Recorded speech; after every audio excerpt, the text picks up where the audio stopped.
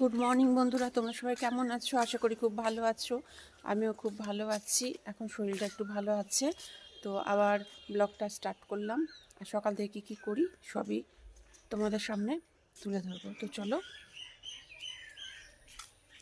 ভাত বসানো হয়ে গেছে।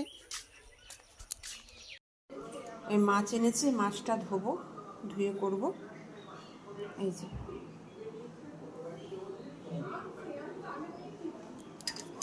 নামলে লাউ ঘন্টটা বসাবো। ইচ্ছা যে লাউয়ের খোসাটা ভাজবো। তো হোক মাছের ঝোলটা। আমার কিছু কাজ আছে, কাজগুলো করে নিই। পুজো দিয়ে দেবো। সব কাজকর্ম হয়ে গেছে। তো দেখছি ফুল ভালো ফুটেছে, ফুলগুলো তুলবো। কালকেও ফুল ভালো ফুটেছিল, ফুলগুলো তুলে নিয়ে পুজো দিয়েছি। আজকেও দেখছি ভালোই ফুল ফুটেছে। এই দেখো, তো এখন থেকে স্টার্ট করলাম। সন্ধ্যাবাতি দেবো, গোপুকে উঠাবো। দুপুরে ঘুম হয়নি, শুয়েছিলাম, ঘুম হয়নি। তো বিকালের একটু টিফিন করব, বানাবো। কি বানাবো তোমাদের নিশ্চয়ই দেখাবো। এর সাথে খাবো বলে এই যে ঘুগনি করলাম। এই দেখো, ঘুগনিটা হয়ে গেছে, নামিয়ে নেব। এরপর ঝাল সুজিটা করব। ঘুগনিটা হয়ে গেছে, গরম মশলা দিয়ে নামিয়ে নেব। তো এখন ঝাল সুজিটা করে নেব। ঝাল সুজিটা একটু কারি পাতা হলে বেশি ভালো হতো। কারি পাতা তো কোথায়? তো তেল দিয়ে দেব।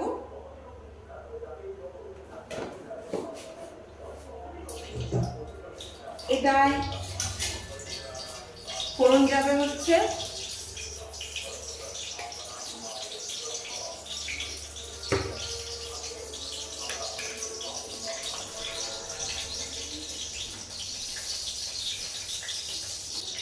তো এখন ঝাল সুজিটা করে নেব। এটা কারি পাতা দিলে বেশি ভালো হয়, কিন্তু কারি পাতা এই রাত্রে কোথায় পাবো? কারি পাতার গাছ আছে, কিন্তু এখন যাবো না, রাত্রে গাছ হাত দেবো না। তো তেল দিলাম কড়াইতে, এবার সর্ষে দেবো। সর্ষে খুব ফোটে।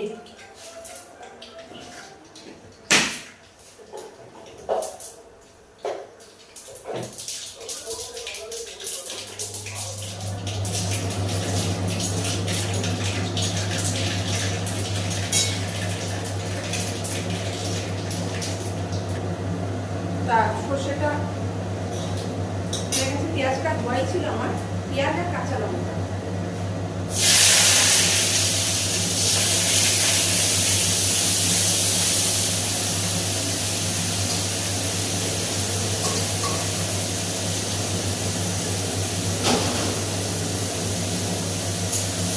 ভালো করে ভেজে নেব। একটু নুন দেবো।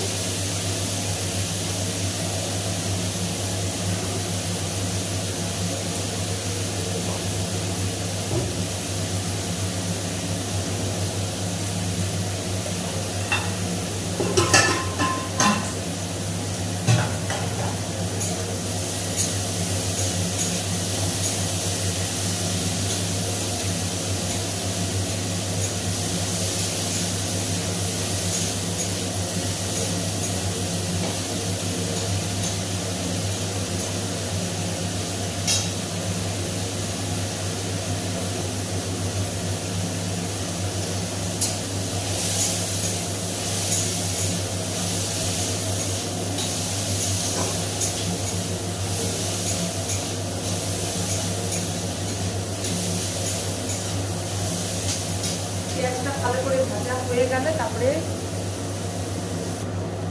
তো পেঁয়াজটা আমার ভালো করে ভাজা হয়ে গেছে। এরপর সুজিটা দিয়ে দেবো। প্যাকেট সুজি তো তো বাঁচতে হয় না, বাঁচায় থাকে।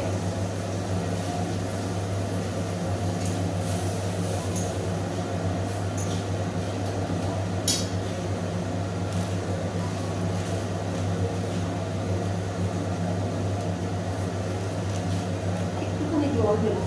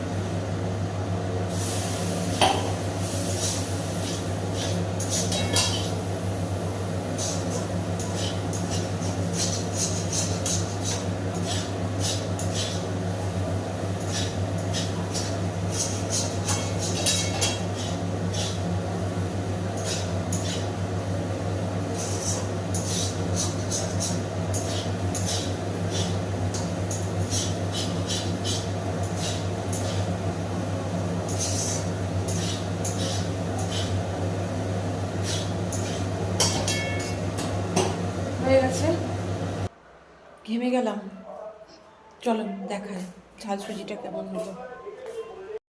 দিলে আরও ভালো লাগতো, কিন্তু কারি পাতা তোলা হয়নি।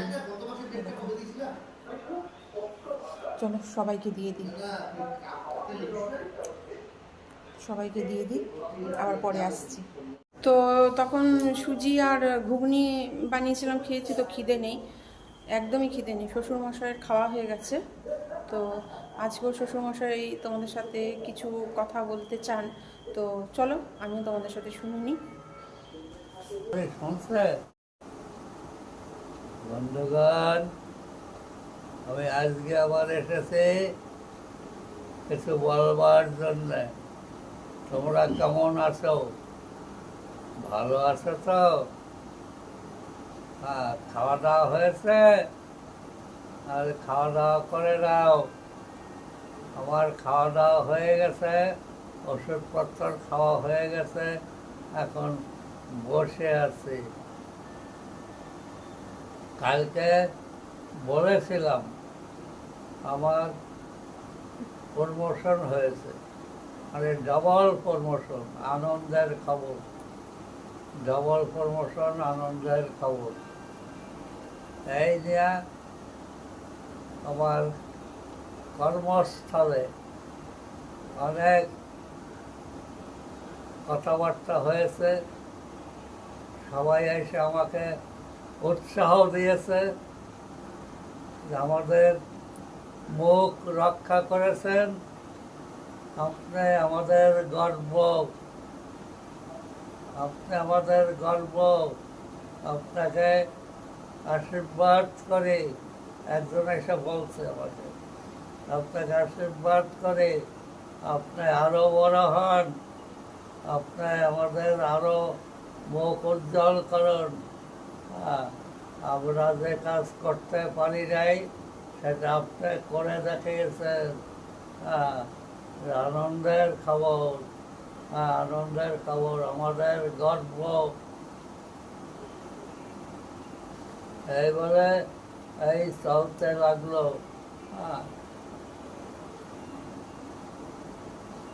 চলতে চলতে প্রায় 10 বছর হয়ে গেল। 10 বছরকে 15 বছর পর্যন্ত চলছে এই কাজটা। তারপরে ইলেকট্রিক লোকও এসে গেল, স্টিম লোকও বন্ধ হয়ে গেল। ইলেকট্রিক লোকও তার কাজের জন্যে আমাকে ডাক পড়লো। হায়দ্রাবাদ থেকে একটা মেশিন আনলো, নতুন machine, SPM, special purpose machine. ওই মোটর হবে, ইলেকট্রিক ট্রেনের মোটর হবে। মোটর বিরাট সাইজ। ওর আর্মেচার যেখানে বসে তার খড়টা অন্তত ভিতরে 3 জন লোক বসতে পারে, এত বড়। ওটা তখন ওর হর্স পাওয়ার ছিল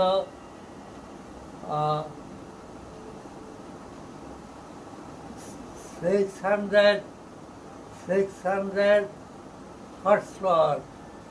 600 হর্স পাওয়ার একটা মোটর। ইঞ্জিনে 6টা মোটর লাগে, 6টা, 6 3600 হর্স পাওয়ার লাগে। ওই কাজ হতে আরম্ভ করলো। ওই নতুন মেশিনে আমাকে ঠেলে দিল ওখানে। ওই কাজ, মেশিনটা বসতেই 2 মাস সময় লেগে গেছে। 4টা হেড মেশিনের, 4টা ইঞ্জিন, অপারেটর 4 জন। একটা মেশিনের 4 জন অপারেটর। আমি হলাম মেন। যখন মেশিনটা ফাউন্ডেশন করে তখন আমি সঙ্গে ছিলাম, আমি সব দেখে শুনে নিয়েছি। বিরাট টাকার মেশিন, বিরাট টাকার। বিরাট টাকার মেশিন। ওই মেশিনটা স্টার্ট হবে, বসতেছে। আর ওদিকে ইলেকট্রিক ইলেকট্রিক ইঞ্জিনের মোটর রেডি হচ্ছে। মোটর রেডি হচ্ছে, এই পর্যায়ে রাখলাম। তো ব্লগটা আজ বাড়ালাম না, এখানেই শেষ করলাম। আজ এই পর্যন্তই রাখলাম। আগামীকাল আবার একটা নতুন ব্লগ নিয়ে তোমাদের সামনে চলে আসব। তোমরা ভালো থেকো, সুস্থ থেকো, আমার চ্যানেলটাকে সাবস্ক্রাইব করে দিও। Good night, tata.